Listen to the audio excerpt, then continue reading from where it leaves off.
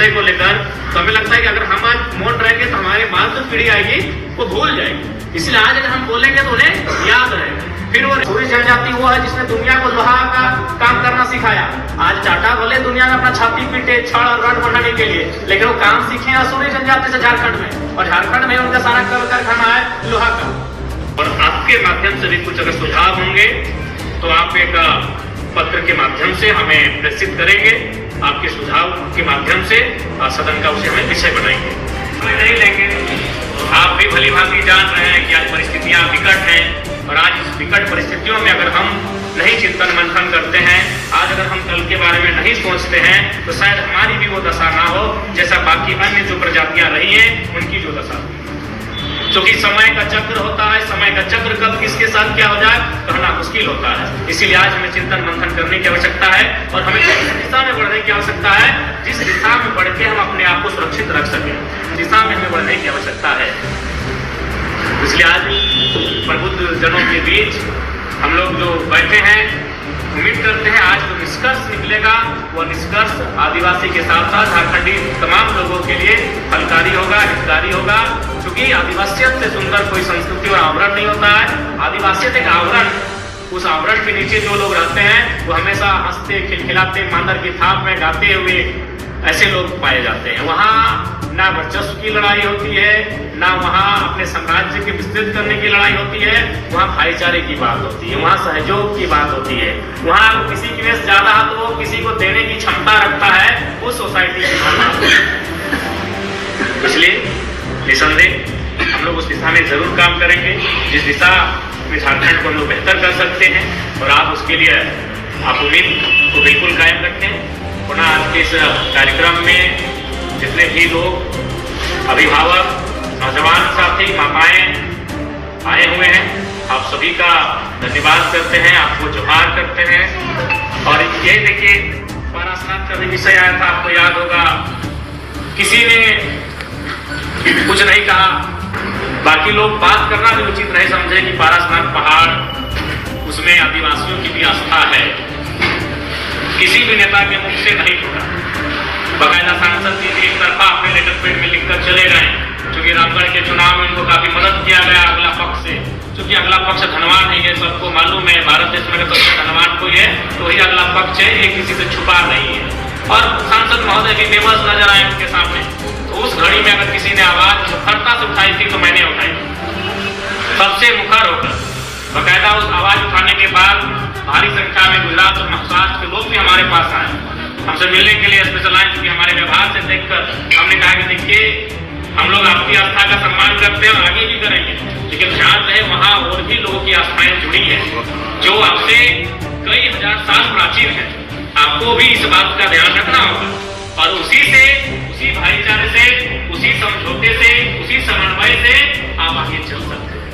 मुद्दों पे बात करने में हम लोग कभी परहेज नहीं रहा है, न आगे कभी परहेज रहेगा। और आपने जो आशीर्वाद दिया है उसके लिए आपका कोटिस अभिनंदन।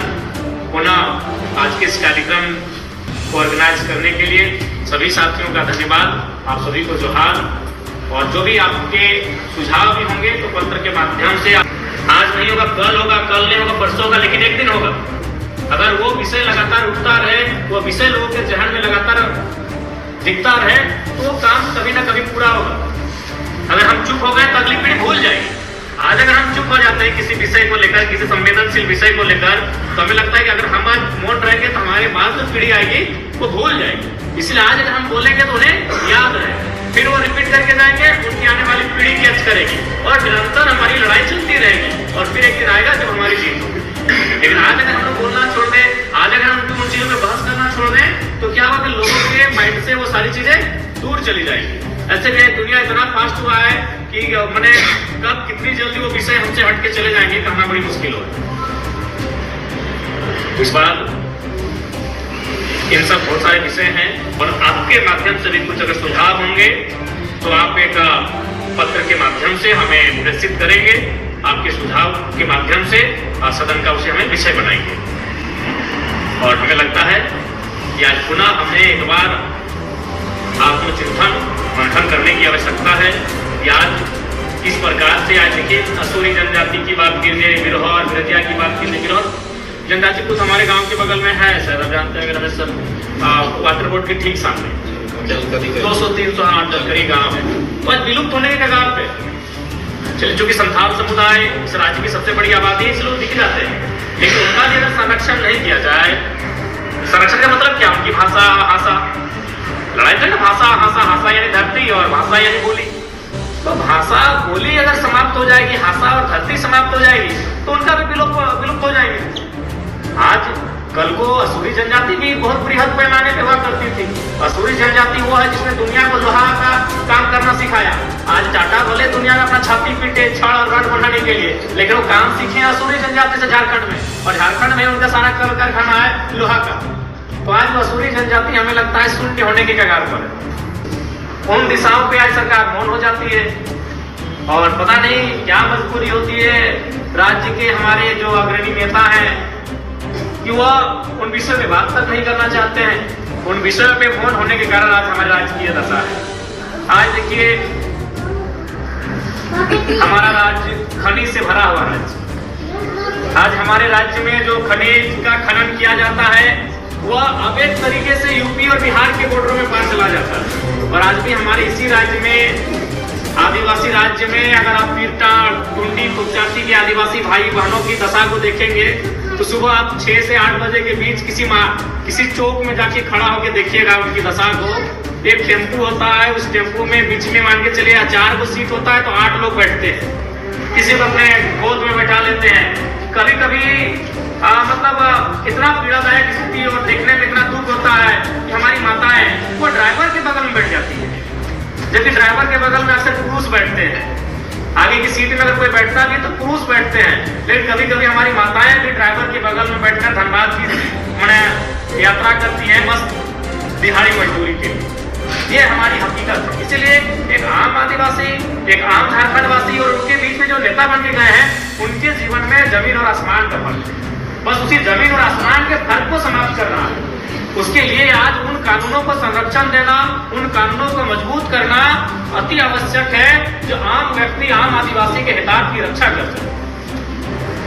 बिल्कुल बहुत ही दुखदायी तस्वीर होती है, क्योंकि हम भी मानटाड़ मोड़ मेरा घर है, तो मोड़ में हम देखते हैं सुबह बहुत भारी संख्या में नहीं करने से भी अनुमान 100-200 की संख्या में लोग एकत्रित होते हैं।